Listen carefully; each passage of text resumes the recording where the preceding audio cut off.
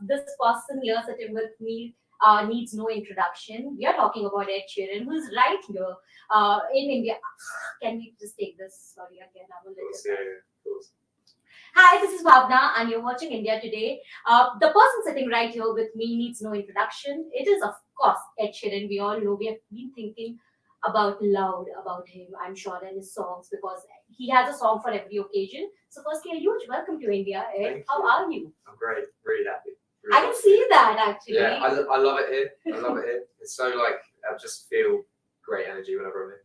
You know, and one thing that I've always heard about you and which really makes all sense is the fact that you are very warm and affectionate and a person who is very down to earth. And I Oh, feel thank that you. I can see that already. Like it's been a minute since I've met, but I can already tell. Oh, thank you. Thank But you. tell me something. What is that one thing about your personality which you really want to change? Because there must be something to show.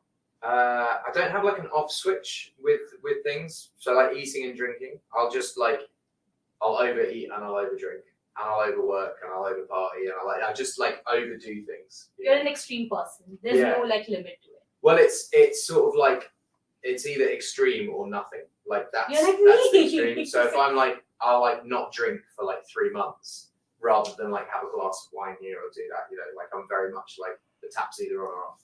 Do you do that with the music as well? Because Yeah. what is your process like? I'm a very curious. Well, I just work and work and work, and then eventually someone says stop, and then we look at all the songs and then make an album out of it. But yeah, last year I was doing 5 days a week in the studio, 9 till 5, writing 3 songs a day every single week, and yeah, overdoing it.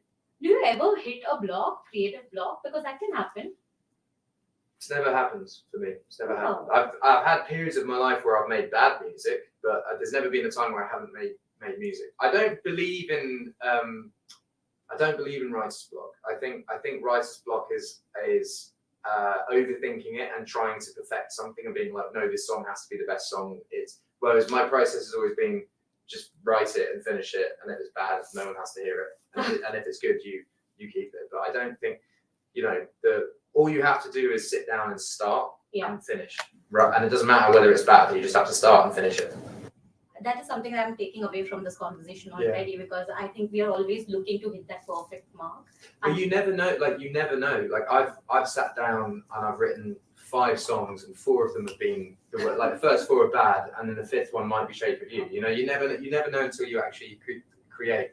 You know, when people write film scripts, like you have to finish the first draft and then you can go back and edit and change bits of it. But you have to finish it, and I think that's the key to creating anything. You know, before I move on to I have this 25 questions with Ed, which will be like a quick rapid fire. But before that, I'm curious to know when you're writing for yourself and when you're writing for others, because I've seen that you've written for other artists as well, right? Is the process any different? Yeah, I think so. I think that when I'm writing for myself, like I've released a lot of music, and I'm always looking to write like what haven't I said? Like have I said this before, and have I made a song that sounds like this before? Like I always want to try something different. Whereas I think when you're writing for other people, it's more what they haven't said before and what they need to say, and trying to get their story and message out. And you don't really worry too much about the genre of it because you're just sort of like let's just make music. Whereas I think with my stuff, like I've made bad habits now, and I can't make bad habits again. So that's kind of there's lots of stuff that's like off limits now for me. I always try different things. And can I just say that we love the kind of music you do, the fact that you experiment. And you collab the most. I have not seen an international artist collab so much with different artists from around the world. Like Arman happened, and then of course BTS. I mean, I'm a huge fan, so I know that happened, and there's so many others, right?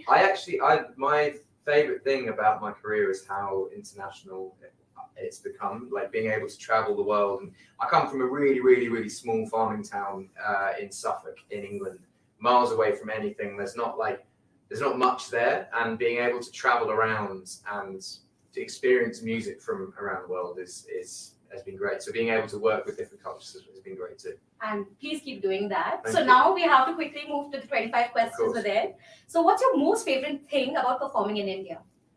I honestly feel the love here. I really feel the love. Like sometimes you can play places and people can be very even if they feel it inside them, you can never read how people feel. There are certain countries you play and people are quite subdued and like they're not. Whereas here, it's just a vibrant country, so people are just excited to be.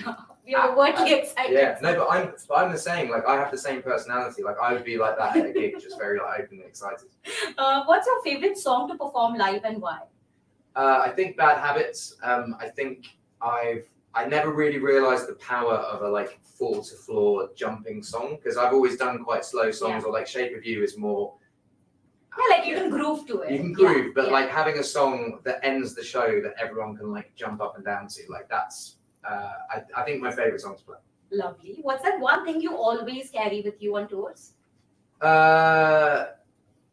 Gosh, It could be anything. yeah, I guess headphones. I have two sets of headphones that are like because I fly a lot. I'm on like 10-hour flights, so I watch a lot of movies and TV shows. And I always have one headphone case charging while I'm listening with the other one, and I'll kind of swap them over. Wow, that's a good idea. Yeah. An Indian film that you have watched and loved? RRR. What's it? RRR. Okay. Mental. That's an incredible film.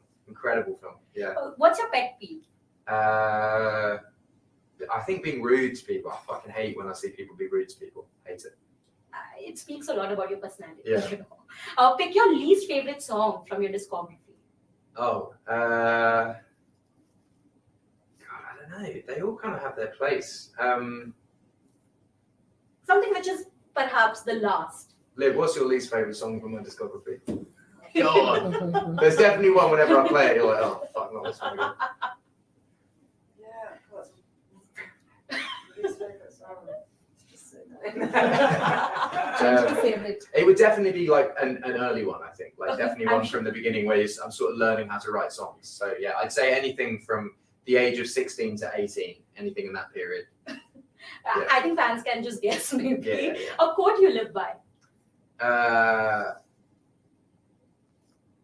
I think my dad just always just said like work hard and be nice. I think that's like it's a good way of just living life. Just be nice to people and work hard, and hopefully nice things will happen to you. And what's the strangest rumor that you've heard about yourself?